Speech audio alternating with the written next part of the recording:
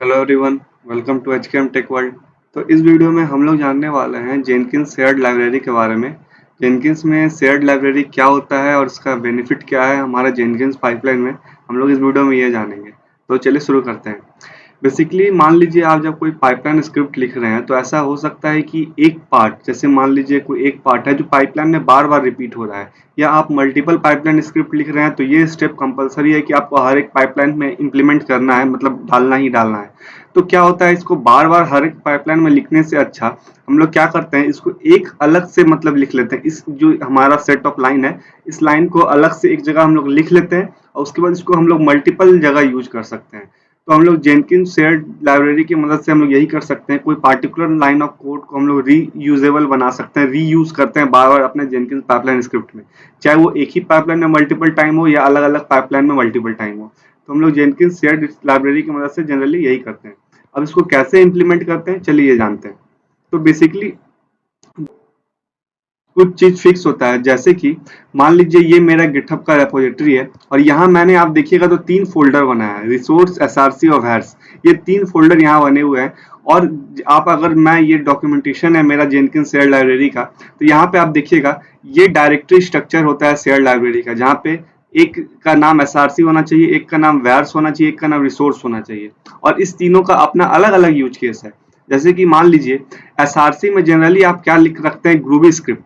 और एसआरसी में आप लोग, जैसे मान लीजिए कोई आप कोई स्क्रिप्टिंग लैंग्वेज या कोई आप स्क्रिप्ट की मदद से कोई काम करना चाहते हैं, और बेसिकली हम लोग जानते भी हैं कि हम लोग जब पाइपलाइन लिखते हैं तो उसमें ग्रूवी लैंग्वेज सिंटेक्स का यूज होता है जनरली। जब हम लोग अभी डिक्लेरेटिव पाइपलाइन कर रहे हैं, जब इंपरेटिव पाइपलाइन का यूज करते हैं तो जनरली वहां पे हम लोग ग्रूवी स्क्रिप्ट का ही यूज करते हैं। तो बेसिकली यहाँ पे हम लोग क्या करते हैं, जो एसआरसी फोल्डर होता है, डायरेक्टरी होता है, उसमें बेसिकली हम लोग अपना ग्रूवी स्क्रिप्ट रखते हैं, ठीक है। और जो हमारा वैर्स फोल्डर होता है उसमें भी हम लोग ग्रूवी स्क्रिप्ट ही रखते हैं, पर दोनों में अलग एक अंतर डिफरेंस होता है। क्या डिफरेंस होता है, जैसे मान लीजिए जो आप एसआरसी में जो ग्रूवी स्क्रिप्ट रखते हैं वो एक तरह से, ऐसा समझिए, वो एक तरह से हेल्पर क्लास हो गया आपका, एक तरह से हेल्पर मेथड हो गया, एक तरह से समझिए मेथड टाइप का है, जो आप अपने पाइपलाइन में कभी भी इंपोर्ट करके यूज कर सकते हैं। पर जो वैर्स में जो आप ग्रूवी स्क्रिप्ट रखते हैं, ऐसा समझिए वो जो एक ग्रूवी स्क्रिप्ट होता है आपका स्टेप्स को डिनोट करता है। स्टेप्स को कैसे करता है वो जब मैं बनाऊंगा, जब मैं प्रैक्टिकल बताऊंगा तो आपको और अच्छे से क्लियर आइडिया लगेगा, ठीक है। ये एसआरसी में जो ग्रूवी स्क्रिप्ट है वो बेसिकली क्या है, एक ऐसा समझिए, एक तरह से फंक्शन हो गया या कोई मेथड हो गया, कोई हेल्पर क्लास हो गया, इस तरह का कोई एक तरह से समझिए वहां पे आप स्क्रिप्ट रखे हुए हैं। उसको जब आप मन करे अपने पाइपलाइन में यूज कर लीजिए। पर वैर्स में जो ग्रूवी स्क्रिप्ट रखा है वो एक ग्रूवी स्क्रिप्ट, ऐसा समझिए एक पार्टिकुलर स्टेप्स, मतलब ऐसा समझिए एक ग्रूवी स्क्रिप्ट पूरा क्या करता है, स्टेप्स को डिनोट करता है। और वैर्स के एसआरसी के अंदर आप multiple number of groovy script रख सकते हैं, और वैर्स के अंदर आप जितना ग्रूवी स्क्रिप्ट रखिएगा उतना समझिए उतना स्टेप्स है वो, ठीक है, वैर्स के अंदर। ये अभी कैसे मैं यूज करके बताऊंगा तो आपको क्लियर आइडिया लगेगा इसका। और तीसरा हो गया रिसोर्स डायरेक्टरी। बेसिकली इसमें जो पहला दो था उसमें आप लोग ग्रूवी स्क्रिप्ट रखते हैं, जो तीसरा रिसोर्स है उसमें नॉन ग्रूवी स्क्रिप्ट रखते हैं। जैसे कोई भी, जैसे कि जेसन फॉर्मेट में कोई चीज रखना हो, या जैसे बैश स्क्रिप्ट रखना हो, या कोई डिफरेंट टाइप का स्क्रिप्ट हो आपका जो नॉन नॉन ग्रूवी फॉर्मेट में हो, मतलब ग्रूवी सिंटेक्स इसका नहीं है, ये ग्रूवी स्क्रिप्ट नहीं है, वो आप रिसोर्स डायरेक्टरी में रखते हैं। बेसिकली ये तीन हमारा अभी डायरेक्टरी स्ट्रक्चर्ड है जो ग्रूवी का बेसिकली है, ठीक है। और जब आप यहाँ पे इसको स्क्रॉल कीजिएगा तो यहाँ पे ध्यान दीजिएगा, एक चीज लिखा हुआ है, other directories under root are reserve for further enhancement. मतलब ये हुआ कि इसके अंदर और भी फोल्डर बाद में इनहेंसमेंट किया जा सकता है, या इस सब में कुछ चेंज किया जा सकता है। बेसिकली इसका मतलब यही हुआ है। तो आप लोग अब समझ चुके होंगे शेयर्ड लाइब्रेरी का यूज क्यों करते हैं और बेसिक सा इसका फोल्डर स्ट्रक्चर क्या है, और तीनों फोल्डर में हम लोग क्या क्या रखते हैं और क्या क्या काम है तीनों फोल्डर का, वो अभी तक आप समझ चुके होंगे। अगर कोई डाउट हो तो कमेंट सेक्शन में आप पूछ सकते हैं, मैं उसको सॉल्व करूंगा। तो चलिए अब इसको प्रैक्टिकल में देखते हैं हम लोग कैसे इंप्लीमेंट करते हैं, ठीक है। तो सबसे पहले अगर आपको शेयर्ड जेनकिंस शेयर्ड लाइब्रेरी का यूज करना है तो आपको सबसे पहले कॉन्फ़िगर करना पड़ेगा। क्या, आप मैनेज जेनकिंस में आइए। अब मैनेज जेनकिंस में आने के बाद हमको कुछ कॉन्फ़िगरेशन यहाँ पे करना पड़ेगा। पहले हमको जैसे कि हम लोग यहाँ पे, जैसे इस गिटहब में हम लोग रखे हुए हैं अपना शेयर लाइब्रेरी, तो हमको इसका पूरा जानकारी अपने जेनकिंस को देना पड़ेगा कि जेनकिंस यहाँ से इसको डाउनलोड कर सके, ठीक है। तो चलिए, तो यहाँ पे आपको आना है कॉन्फ़िगर सिस्टम में। कॉन्फ़िगर सिस्टम में आने के बाद अब जब इसको नीचे स्क्रॉल कीजिएगा कॉन्फ़िगर सिस्टम में आने के बाद, तो आपको यहाँ पे दिखेगा। तो सबसे पहले एक बात तो याद रखिए, हम लोग जेनकिंस शेयर्ड रिसोर्स का, जेनकिंस शेयर्ड लाइब्रेरी का यूज जनरली पाइपलाइन में करते हैं, तो आपको पाइपलाइन प्लगइन इंस्टॉल होना चाहिए। तभी आप वो सब काम कर सकते हैं। और जब मैं पाइपलाइन बता रहा था उसमें मैं सारा कुछ आप लोग को बता चुका हूँ कैसे आप लोग पाइपलाइन प्लगइन इंस्टॉल करते हैं। मैंने डिटेल्ड में पाइपलाइन के बारे में पूरा वीडियो बना के रखा हुआ है, तो वो सब आप मेरा चेक कर सकते हैं, जहाँ मैंने फंक्शन इफ एल्स कंडीशन कैसे यूज कर सकते हैं अपने पाइपलाइन में, मैंने सारा कुछ वहाँ पे बना के रखा हुआ हूँ। आप उसको देख सकते हैं, एक्सेस कर सकते हैं। तो उसको अगर स्क्रॉल डाउन कीजिएगा तो यहाँ पे आपको ग्लोबल पाइपलाइन लाइब्रेरी दिखेगा, जहाँ पे हम लोग इसको पूरा डिफाइन करने वाले हैं। तो यहाँ पे आप ऐड पे क्लिक कीजिए और यहाँ पे अब आपको आपको यहाँ पे आप चेंज करना है, ठीक है। तो यहाँ पे आप कुछ कोई भी नाम दे सकते हैं, यहाँ पे कभी आप कोई भी नाम दे सकते हैं। मैं यहाँ पे दे देता हूँ शेयर्ड लाइब्रेरी। यहाँ पे आप नाम दीजिए और यहाँ पे वर्जन देना है। वर्जन में जनरली यहाँ पे अगर आप इसे क्वेश्चन मार्क पे क्लिक कीजिएगा तो यहाँ पे देखिएगा क्या लिखा हुआ है, version might be a branch name tag commit has etc according to SCM। मतलब हमको SCM टूल के मुताबिक यहाँ पे वर्जन देना है, क्योंकि हम लोग ये सब SCM टूल में रख रहे हैं। तो अभी मैं गिटहब पे रख रहा हूँ। तो यहाँ पे जो ब्रांच का नाम है मेरा मास्टर, क्योंकि मैं मास्टर ब्रांच से यहाँ पे अभी दे रहा हूँ। यहाँ पे देखिए मास्टर ब्रांच। तो यहाँ पे आप यहाँ पे ब्रांच का नाम दे दीजिए। यहाँ पे आप डिफॉल्ट वर्जन में ब्रांच का नाम मास्टर दे दीजिए और उसके बाद अभी सब में हमें कुछ चेंज नहीं करना है यहाँ पे, ठीक है। और उसके बाद यहाँ पे आप नीचे आइएगा रिट्राइवल मेथड में। तो रिट्राइवल मेथड में आके आपको मॉडर्न एससीएम पे मतलब मॉडर्न एससीएम चुनना है। उसके बाद यहाँ पे अभी आपका जो भी सोर्स कोड मैनेजमेंट टूल है, मैं अभी गिट चुनता हूँ यहाँ पे। और यहाँ पे प्रोजेक्ट रेपोजिटरी में आके आपको बस यहाँ का यूआरएल देना है, इसको कॉपी कीजिए यहाँ पे और यहाँ पे आके इसका यूआरएल यहाँ पे पेस्ट कर दीजिए। और आपका ये रेपोजिटरी प्राइवेट है तो उस केस में आपको यहाँ पे क्रेडेंशियल चुनना पड़ेगा, ठीक है। उसके बाद यहाँ पे और हमको कुछ नहीं चुनना है, यहाँ पे ऑप्शनल है सब। इसको अगर आप यहाँ पे अप्लाई कीजिएगा तो ये जब अप्लाई होगा यहाँ पे, तो एक चीज आप यहाँ पे देखिएगा अभी, ये देखिए ये जब अप्लाई हुआ यहाँ पे, तो अभी पता नहीं चल रहा है, हम लोग आगे देखेंगे इसको, ठीक है। अभी इसको आप अप्लाई करने के बाद सेव कर दीजिए। सेव जब ये हो जाएगा तो हमारा यहाँ पे ये कॉन्फ़िगरेशन पूरा हो जाएगा। अब हमको क्या करना है, चेंज करना है अपने यहाँ पे डैशबोर्ड में एक जॉब बनाएंगे हम लोग और इसका यूज करेंगे। तो सबसे पहले हम लोग को क्या करना पड़ेगा, सबसे पहला काम अभी मैं यहाँ पे इस तीनों के बारे में हम लोग जानेंगे। पर इस वीडियो में मैं आप लोग को वैर्स के बारे में बताऊंगा, जहाँ पे मैंने बताया वैर्स का मतलब क्या होता है कि इसमें हम लोग ग्रूबी स्क्रिप्ट लिखेंगे और यहाँ जो ग्रूबी स्क्रिप्ट होगा यहाँ पे हमारे स्टेप्स को डिनोट करेगा, हमारे पाइपलाइन के स्टेप्स को डिनोट करेगा। तभी हम लोग इस वीडियो में वैर्स के बारे में जानेंगे और नेक्स्ट वीडियो में मैं रिसोर्स के बारे में ले आऊंगा। अब बेसिकली एसआरसी में हम लोग ग्रूबी स्क्रिप्ट लिखते हैं, तो आपको पहले अच्छे से ग्रूबी स्क्रिप्ट का नॉलेज होना चाहिए, तब उसके बाद ये हम लोग जानेंगे, ठीक है। तो मैं जब आने वाले वीडियो ये मैं अभी नहीं लाऊंगा, जब मैं आने वाले वीडियो में जब आप लोग ग्रूबी स्क्रिप्ट के बारे में अगर आप लोग बोलिएगा तो मैं ग्रूबी स्क्रिप्ट के बारे में वीडियो ले आऊंगा। उसके बाद मैं एसआरसी के बारे में आप लोग को बता दूंगा।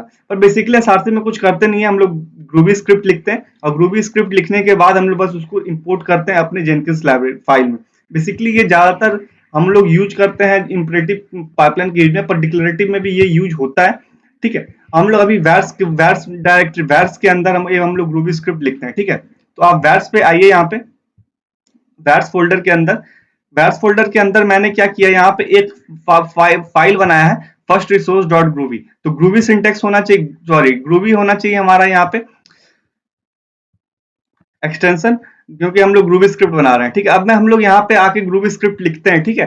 मैं बेसिकली यहाँ पे अभी ज्यादा कुछ लिखूंगा नहीं, यहाँ पे मैं फंक्शन एक तरह से समझिए फंक्शन लिखने जा रहे हैं हम लोग, ठीक है। यहाँ पे फंक्शन लिखने जा रहे हैं। और एक बात आप लोग को बता दूं, फंक्शन कैसे हम लोग लिखते हैं और कैसे यूज करते हैं पाइपलाइन में, मैंने ये सब डिटेल में बता रखा है, ठीक है। तो यहाँ पे आके हम लोग फंक्शन लिखते हैं। फंक्शन का नाम अभी मैं कॉल देता हूँ, क्योंकि बाय डिफॉल्ट जो फंक्शन कॉल करेगा पाइपलाइन वो कॉल करता है, ठीक है। अभी अभी क्या होता है, ये सब कॉल क्या होता है अभी आप लोगों को पता चलेगा जब मैं इसको इम्प्लीमेंट करूंगा। यहाँ पे अभी हम लोग क्या करते हैं, एक सिंपल सा फंक्शन लिखते हैं यहाँ पे मैं यहाँ पे अभी हम सिंपल सा sh कमांड की मदद से हम लोग क्या करेंगे, डेट चलाएंगे। हम लोग क्या करेंगे, डेट चलाएंगे, ठीक है। मैंने बताया यहाँ पे हम लोग क्या करते हैं, बेसिकली स्टेप्स को डिनोट करता है हमारा ये फंक्शन। तो यहाँ पे हम लोगों ने क्या किया, स्टेप्स लिखा है, उसके अंदर आप मल्टीपल नंबर ऑफ स्टेप्स लिख सकते हैं। जैसे मैं एक और लिख देता हूँ sh ifconfig enpgostree, ठीक है। यहाँ पे मैंने स्टेप्स लिखा और यहाँ पे हम लोग पैरामीटर भी पास कर सकते हैं, ये मैं अभी पास करूंगा। पहले एक बार हम लोग इसको पहले देखते हैं हमारा सही से ये कॉन्फ़िगर हुआ है कि नहीं, उसके बाद हम लोग यहाँ देखते हैं। तो इसको हम लोग क्या करते हैं, कमिट करते हैं। ये कमिट हो रहा है, ये कमिट हो चुका है। अब हम लोग क्या करेंगे, एक जॉब बनाते हैं हम लोग, ठीक है। एक हम लोग क्या करते हैं, जॉब बनाते हैं। मैं पाइपलाइन व्यू में आ जाता हूँ, यहाँ पे पाइपलाइन रिलेटेड मैं यहाँ पे जॉब बना रहा हूँ। यहाँ पे हम लोग एक जॉब बनाते हैं जॉब का आप लोग कोई भी नाम दे सकते हैं, मैं दे देता हूँ शेयर्ड लाइब्रेरी या शेयर्ड ही रहने देते हैं हम लोग। पाइपलाइन चुनना है क्योंकि पाइपलाइन प्रोजेक्ट हम लोग बना रहे हैं, और इसको पाइपलाइन चुनने के बाद यहाँ पे ओके पे आप क्लिक कीजिए। उसके बाद हम लोग यहाँ पे आके सिंपल सा भी खाली पाइपलाइन का नॉर्मल स्क्रिप्ट लिखेंगे, तो यहाँ पे हम लोग लिखना स्टार्ट करते हैं, पाइपलाइन स्टेजेस स्टेज, और यहाँ पे आके हम लोग एजेंट दे देते हैं एनी, अभी कोई भी एजेंट पे चले, हमको उससे मतलब नहीं है। अब यहाँ पे देखिए क्या होगा, सबसे पहले हम लोग को यहाँ पे रिसोर्स यूज करना पड़ेगा, कि हम लोग को बताना पड़ेगा कि हम लोग को ये रिसोर्स यूज करना है, ठीक है। और ये रिसोर्स का कॉन्फ़िगरेशन हम लोग कहाँ किए हैं, अगर मैं आप लोग को बताऊं तो यहाँ पे मैनेज जेनकिंस में अभी हम लोग ने जो रिसोर्स को कॉन्फ़िगर किया था यहाँ पे, तो जैसे कि मैनेज जेनकिंस में आता हूँ, अभी यही रिसोर्स को हम लोग को यहाँ पे इंपोर्ट करना पड़ेगा। हम एक तरह से तब हम लोग बता पाएंगे कि हाँ ये रिसोर्स को हम लोग को इस पाइपलाइन में यूज करना है। तो इस पाइप तो अभी देखिए, जैसे अभी हम लोग कॉन्फ़िगर सिस्टम में आते हैं,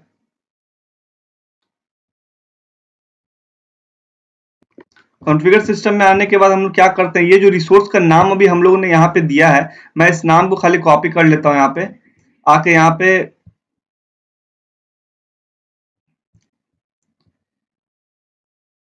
पे जैसे कि यहाँ पे आप नीचे आइएगा तो यहाँ पे जो नाम हम लोग ने दिया शेयर्ड लाइब्रेरी, इसको आप कॉपी कर लीजिए।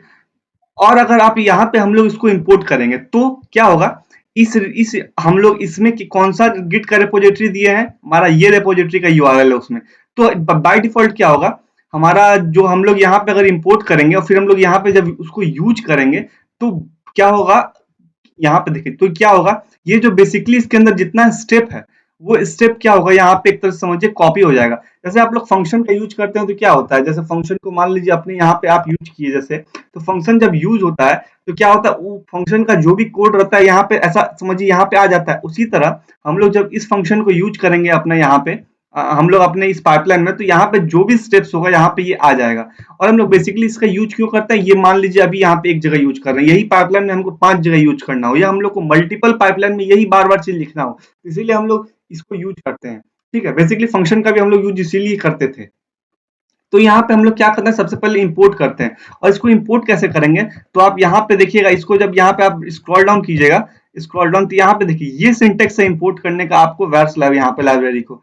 तो बस आपको आके यहाँ पे इसको पेस्ट करना है, और यहाँ पे जो ये नाम है, ये नाम, इस नाम को हटा के ये नाम जो यहाँ पे हम लोग ने दिया है, बस इस नाम को आप यहाँ पे डाल दीजिए। और ध्यान रखिएगा, ये ब्रैकेट के बाद एक स्पेस है हमारा, एक स्पेस के बाद ये अंडरस्कोर है। ये नहीं कि आप यहाँ पे सीधा अंडरस्कोर, ये नहीं कि सीधा आप यहाँ पे ऐसे अंडरस्कोर दे दीजिएगा, नहीं, एक स्पेस के बाद अंडरस्कोर है। ये हमारा सिंटेक्स है हमारा लाइब्रेरी को इंपोर्ट करने का।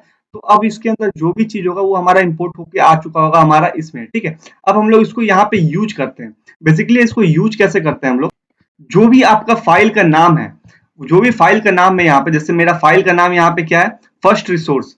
तो एक तरह से समझिए ये आपका फाइल का नाम हमारा जेनकिंस का जो पाइपलाइन का है स्टेप्स है, ऐसा समझिए। जो यहाँ पे आप इसको पढ़िएगा तो यहाँ पे यही लिखा होगा। जैसे कि इसको मैं अगर यहाँ पे आप लोग भैंस के बारे में पढ़िएगा, host script file data expose as variable in pipeline, मतलब जो फाइल है एक तरह से वेरिएबल है हमारा पाइपलाइन में, और the name of file of the variable in the pipeline, मतलब ऐसा समझिए the name of file is the name of variable in the pipeline. जो हमारा फाइल का नाम है वो वेरिएबल होगा हमारा पाइपलाइन में। तो बस जो फाइल का नाम है आप यहाँ पे दीजिए, बस इसको ब्रैकेट बंद कर दीजिए, आपका काम हो गया। और एक बात ध्यान रखिएगा, यहाँ पे जो मैंने कॉल दिया है, यहाँ पे मैंने कॉल लिखा है, तो बाय डिफॉल्ट जो फंक्शन कॉल होगा वो कॉल ही होता है। मतलब जो ये हमारा पाइपलाइन बाय डिफॉल्ट फंक्शन, जो फर्स्ट रिसोर्स जो फाइल बना है इसके अंदर जाएगा, और जो बाय डिफॉल्ट फंक्शन कॉल करेगा वो कौन सा फंक्शन का नाम होगा, फंक्शन का नाम कॉल होगा। आप जहाँ पे दूसरा नाम भी दे सकते हैं, पर बाय डिफॉल्ट जो फंक्शन कॉल करता है इसी नाम से करता है, CALL कॉल, ठीक है। तो आप इस बाय डिफॉल्ट कॉल ही नाम दीजिए, तो इसीलिए हम लोग यहाँ पे कोई नाम नहीं दे रहे हैं, ठीक है। वरना अगर मान लीजिए आपका फंक्शन का नाम, आप यहाँ पे फंक्शन का नाम कॉल की जगह ऐड लिखते, ऐड लिखने के केस के बाद यहाँ पे आपको डॉट ऐड लिख करना पड़ता, फर्स्ट रिसोर्स के अंदर ऐड फंक्शन को कॉल करना है। पर by default call function he call होता है, तो हमको यहाँ पे कोई मतलब आपको कोई जरूरत नहीं है कि आप यहाँ पे एक्सप्लिसिटली यहाँ पे नाम मेंशन कीजिए, आपको कोई जरूरत नहीं है, ये by default function call he call करेगा। अभी हम लोग इसके अंदर पैरामीटर भी देंगे, पहले हम लोग इसको रन करके देखते हैं हमारा सही से काम कर रहा है कि नहीं, या इसमें कुछ एरर है, ठीक है। इसको हम लोग सेव करते हैं, इसको हम लोग सेव करते हैं। सेव करने के बाद मैं इसको बिल्ड करता हूँ।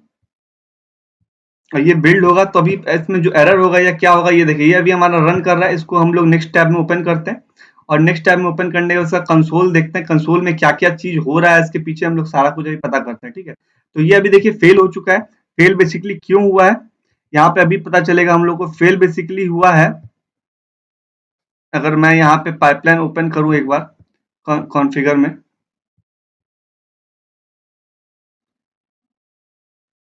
बेसिकली ये लगता है यहाँ पे फेल इसीलिए हुआ है क्योंकि हम लोगों ने स्टेज का हर एक स्टेज का अपना पार्टिकुलर नाम होता है। यहाँ पे स्टेज का नाम आप दे दीजिए, मैं यहाँ पे नाम दे देता हूँ ए। आप कोई भी नाम दीजिए पर यहाँ पे एक नाम देना कंपलसरी होता है हमारा स्टेज में। ठीक है, अब मैं इसको सेव अब मैं इसको सेव करता हूँ और सेव करने के बाद इसको हम लोग रन करके देखते हैं। अब बिल्ड करते हैं, अब देखते हैं ये एरर आता है कि नहीं। ठीक है, अब एरर नहीं आना चाहिए, या फिर आ गया। देखते हैं इस बार क्या एरर आया है। इस बार कुछ दूसरा एरर आएगा और इस बार जो एरर आएगा उसमें हम लोग सुधार करेंगे। क्या एरर आता है देखते हैं। तो हमारा यहाँ पे आप देखिएगा unknown stage section first resource starting with version इतना स्टेज ब्लॉक। यहाँ बेसिकली जो एरर है हमारा ये एरर ऐसा है कि जो मैं बार बार कर देता हूँ, ये एरर बार बार गलती से ये एरर हो जाता है मुझसे। हम लोग को स्टेज के अंदर बेसिकली क्या करना पड़ता है, स्टेप्स लिखना पड़ता है। स्टेप्स के अंदर आएगा हमारा ये। ठीक है, यहाँ पे बार बार मैं ये भूल जाता हूँ पर आप मत भूलिएगा इसको। आपको क्या करना है, स्टेज के अंदर स्टेप्स लिखना है। स्टेप्स के अंदर आपका ये फर्स्ट रिसोर्स आएगा। वही यहाँ पे बता भी रहा था कि हमारा अननोन स्टेज, देखिए यहाँ पे बता भी रहा था unknown stage section first resource. तो ये हमारा कोई स्टेज सेक्शन नहीं था, स्टेज के अंदर आता है स्टेप सेक्शन और स्टेप सेक्शन के अंदर हमारा फर्स्ट रिसोर्स आएगा। इसको अभी सेव करते हैं हम लोग। अब इसको बिल्ड करते हैं, अब देखते हैं इस बार एरर आता है कि नहीं। तो यहाँ पे हमारा बिल्ड हो रहा है। इस बार उम्मीद करता हूँ ये सही से बिल्ड हो हमारा। और यहाँ पे अगर हम लोग इसका कंसोल देखते हैं, कंसोल में क्या क्या हो रहा है हमको सब पता चलेगा अभी बैकएंड पे। तो यहाँ पे आप देखिएगा कंसोल में हमारा ये गिट से कोड डाउनलोड बेसिकली हो चुका है हमारा। यहाँ से अब पाइपलाइन हमारा सही से स्टार्ट हो गया है। अब ये सही से होता है कि नहीं अभी पता चलेगा हम लोग को। तो यहाँ पे आप देखिए चालू हमारा चालू है और यहाँ पे आप देखिएगा तो हमारा सबसे पहले डेट प्रिंट हुआ और यहाँ पे फिर आईपी कॉन्फ़िग हम लोग ने प्रिंट किया था वो प्रिंट हुआ और ये सक्सेस हुआ। मतलब आप लोग यहाँ समझ चुके होंगे कितना आसान तरीके से हम लोग क्या किए। हम लोग यहाँ पे ये सारा कुछ कोड लिखे, अब यहाँ पे इसको अब हम लोग हर जगह यूज कर सकते हैं। नहीं तो हम लोग को क्या करना पड़ता, बार बार इतना दूर का कोड लिखना पड़ता बार बार। हो सके इसके अंदर अभी हम लोग ने सिंपल सा यहाँ लिखा है, हो सके यहाँ पे मल्टीपल 25-30 लाइन का कोड हो। अब बार बार इसको एक ही चीज 25 जगह लिखने से अच्छा आप यहाँ पे एक जगह लिख लिए हैं। अब बस आपको क्या करना है, ये फर्स्ट रिसोर्स को कॉल करना है। क्योंकि हम लोग का जानते हैं फाइल का जो नाम होता है वही हमारा एज अ वेरिएबल काम करता है हमारा इसमें पाइपलाइन में। ठीक है, तो ये आप लोग को समझ में आ गया।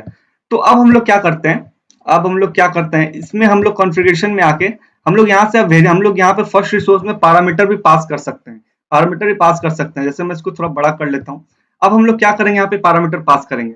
तो यहाँ पे आप लोग यहाँ पे जैसे कि मैं यहाँ पे कोई पैरामीटर पास कीजिए, जैसे यहाँ पे मैं अपना चैनल का नाम दे देता हूँ यहाँ पे। ठीक है, इसको चैनल का नाम दे दीजिए, ये बस यहाँ से पास हो जाएगा। और यहाँ पे आके हम लोग क्या करेंगे, यहाँ पे इसको मैं क्या करता हूँ सेव करता हूँ।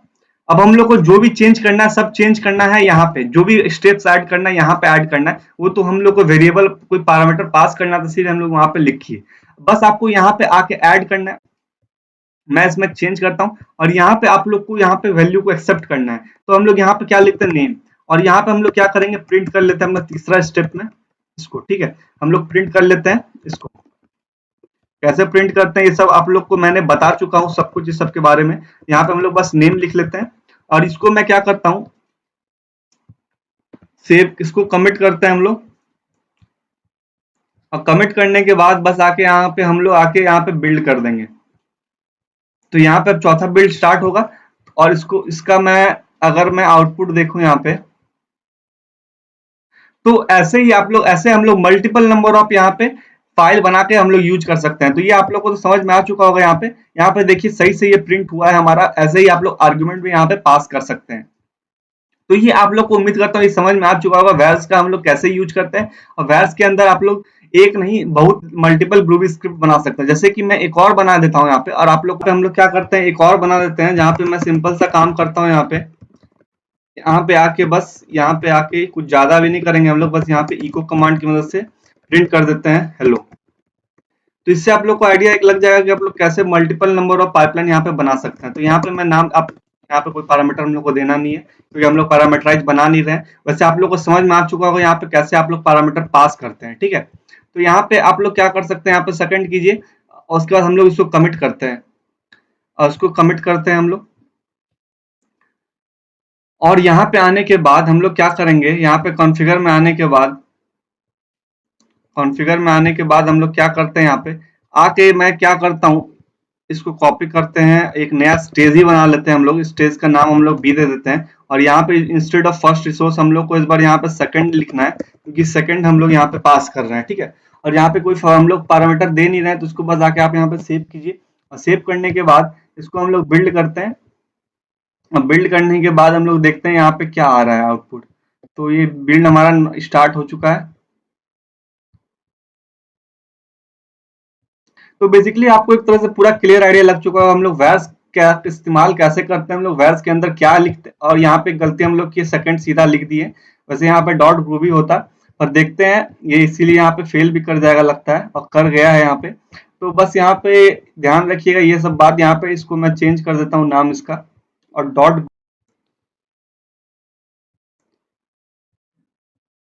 यहाँ पे बस आके हमको क्या करना है, सेकंड डॉट ग्रूवी लिखना है।